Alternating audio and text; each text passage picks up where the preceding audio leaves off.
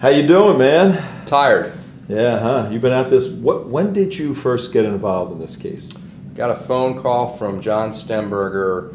Boy, I wish I could remember. It was probably sometime in August or September when things were still hot and heavy down in Florida, but it looked like there was going to be a need to have counsel up here. Jumping ahead, is there any way in which that phone call has changed your life? Oh, absolutely. I mean, I've gotten to meet a lot of great people.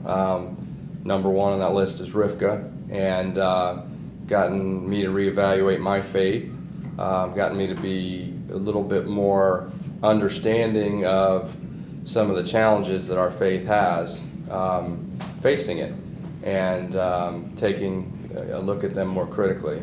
And so yeah, it's changed me a lot. Give us a little bit of your background and the typical type of work that you do. Okay.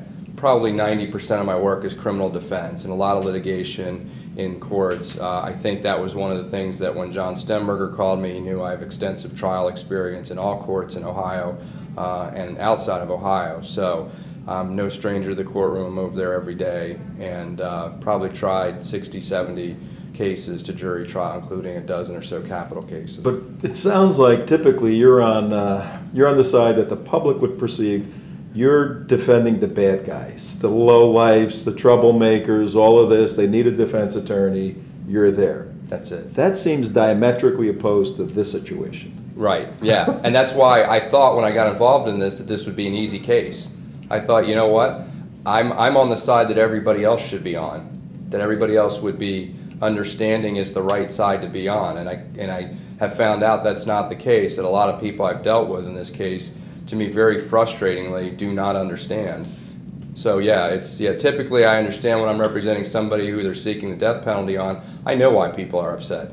I have no idea after learning to know Rifqa why anybody would have any ill feelings towards that poor girl. So yeah, it's different. Well, state the facts of the case. I mean, this case has so many levels and so many layers that are very complex, and they intertwine with children's services and state law and federal law and Islamic law and Christian law and all these various elements from what people are perceiving. What do you see as the core essence of this case? It's two religions colliding, two religions that cannot coexist together. I mean, it's not like, parents are Catholic and she wants to be Protestant, well, let's find a middle ground. There is no middle ground, and I think I had trouble with that at the beginning, thinking, well, maybe there's some way that we can resolve this. As I got into the case and learned more about the parents and who was behind them, I realized there is no possible way that you can resolve that rift at all. And the issue was whether or not the parents wanted her back. She did not want to go back, but she's a minor, so she has to be dependent upon something or somebody. So the issue was the state of Ohio would own her? Is that what this was all about? Right. What happened was she was in Florida, but because everybody was here in Ohio and because of some promises the parents made to cooperate, which they then didn't live up to, the case was transferred up here to Ohio, where both parent and child were from. Franklin County Children's Services took temporary custody of Rifqa and said, we will protect you. We believe and understand that there are problems here. You are now a dependent child. You are dependent on the state of Ohio for your, to be safe. So we will keep you safe. We will keep you away from your parents. That's what the temporary orders were. Then we had the complaint filed by Children's Services saying that she is a dependent child due to a conflict between parent and child. The issue became, do we have to go to trial? Do the parents deny that that she should remain a dependent child for the foreseeable future? And did they? After great struggle and compromise, actually more from us. I mean, our goal number one was keep Rifqa out of her parents' home. That's what she wanted. She continues to this day to fear them with good reason. And so the goal number one is make sure she stays in the custody of Children's Services. As a result, the parents, we both agreed on certain language which would keep her safe. Okay, that was in January. It's now August. We're mere days before her 18th birthday, which is a significant departure point as it relates to the law. back in January, and right now you're dealing with the immigration issue nonstop. You haven't slept for 2 or 3 days. Right. What was the significance, importance, status of the issue of immigration back in January in your thinking? Well, at the time, it was secondary because number one was keeping her safe and away from her parents where she felt the need to leave them out of fear. So obviously keeping her safe was number one. Now we knew immigration was going to be an issue, but we had hoped that the parents would, as in most cases, and I don't want to give a necessary figure, but it's probably over 90% of the cases, the parents in situations where they agree to dependency also agree to the findings of SIJS, the findings to allow that child to remain in the country, to have all the benefits a citizen would have immediately. These parents didn't agree at the end of the day. And so that's where we are now, which is not sleeping and continuing to try to work to get immigration status. So back in January, you were in a sense playing the odds. 90% is pretty good. But you made a statement earlier that there seems to be an irreconcilable element to this issue, this conflict of religious views. Do you think that weighed in the fact that the parents would not allow the special immigration juvenile status for their daughter? I think they believe her situation is particularly sympathetic, so they want her on the U visa to keep them in the country. I think their U visa is in trouble. If we had gone to trial and Mr. Bary had testified, I would have shown him 2 other immigration documents that he had filed, which cannot possibly both be true. I'm sure immigration will question him when his U visa is up and when they have a chance to look at it. I didn't want my client to be any part of that and any part of any potential problems that there may be in that. So not only that, a U visa is far inferior to SIJS status. So we feel and have always felt that this was a guarantee for this child to have status as an American citizen and to not have to be returned to her homeland. The parents, I think it was partially because of what they have going, partially because of things, I don't want to necessarily say beyond their control, but perhaps was not something that they were told to give into. So you seem to be alluding to what many people have perceived and many individuals have researched, that the Barys were being controlled by greater Islamic forces in the Columbus area. Somebody is telling them, this is what you got to do. You have to fight them at every turn. And in the litigation that I've seen, when we thought we had an agreement a couple days ago, the next day the parent's attorney comes in and files a motion that is 100% contrary to the things he said the day before. Somebody's pulling the strings. I don't know who. And pulling those strings like that result in throwing wrenches into the gears, judicial system, running out the clock, and just confusing everything. Do you think the judicial system in this state has worked on behalf of Rifqa Bary effectively? No. Courts try to work on letting parties work things out themselves and coming to an agreement. Courts are very good when you can reach an agreement, when all sides can be agreeable. Well, in this case, you don't just have Rifqa and her parents, but you have Children's Services, you had the prosecutor's office, and you had the guardian ad litem. So you had like 5 different parties. So we had and they all have different interests to protect. So you have to get agreement from everybody. Okay, that's the first problem. And then when you get to the situation that we had here, is the parents would never consent to things without sort of going back and saying they needed more time. And so the courts would give them that time and then they changed their mind constantly.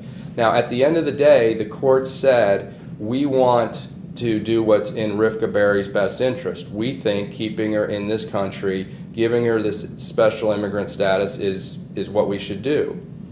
But they didn't take and wouldn't take the next step. You have to use magic words, okay? You have to use these words. It doesn't hurt the Bary's application. Give us those magic words. And they are, to this day, refusing to do that. What is a magic word? What they are in this case is that Rifqa cannot reunify with her parents by the age of 18 due to abuse, neglect, abandonment, or similar basis under state law.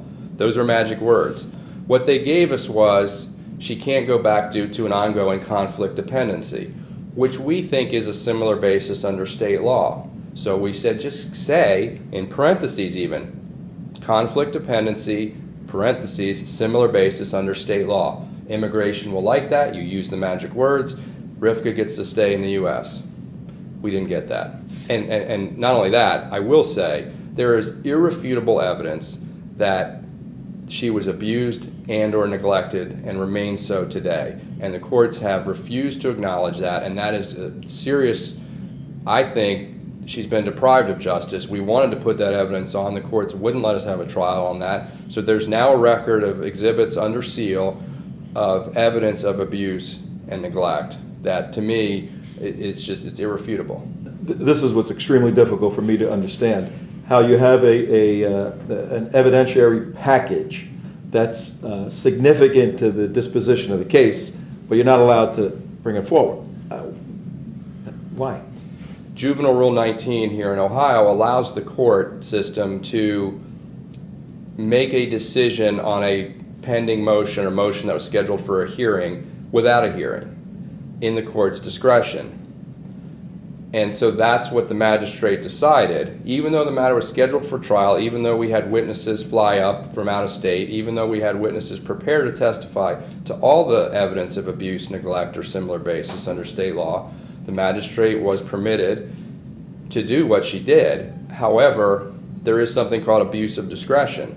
And when someone's life is literally on the line, Rifqa's life is literally on the line, because if she gets deported, she's not going to make it in Sri Lanka. I mean, I don't want to be over dramatic, but after what the things that she has said and the fact that she's converted to Christianity, she's not going to make it. So it's a life or death decision. So to not put in some words that really don't harm anybody in juvenile court but are absolutely critical to me didn't make any sense. And I realize the court system here is trying to do what they think is best, but in this case it may end up not serving Rifqa Bary. Well, it seems apparent that the court system here is going on their traditional track. Here's how you do these cases. They are not including extraordinary elements of the Islamic influence and all of that. And you do understand, you as the lead attorney, that when the general public is not privy to the discussions in chambers, and when the obvious doesn't occur, presentation of evidence, you look like an idiot, and you are criticized in the blogs, and you are vilified, and you are scraped all over the place. How does that make you feel when you read this stuff about yourself, and what can you do about it? Well, I usually say consider the source, and if the source is not a credible one, which most of the people that are writing those things are not credible because they don't know what they're talking about. They don't know the facts. They don't know what we've done. They don't know what we've not done. They don't know the work we've put into this case. And they don't know the law. It's not up to me. It's up to the court system. I can't promise something I can't deliver on because it's a judge that has to decide that. So I've been doing this for 21 years, and I know that I'm not going to keep everybody happy. I know my client is happy. I know she knows. And I know the people that are closest to her are happy. Those that say they're helping her by criticizing her attorneys aren't helping her.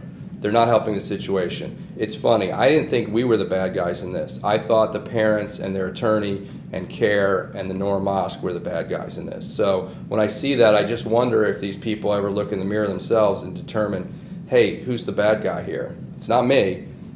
There was, from the Christian perspective and from the Islamic perspective, there was a clash of civilizations, if you will. So the follow-up from many in the Christian community was, this is an issue of apostasy and potential honor killing. And many people thought that this should be the essence of the case. It should be an honor killing or apostasy case and not a dependency case. Was there any way in the world in which the mechanics of an apostasy and honor killing case could have been introduced, or would that have been a bad theory?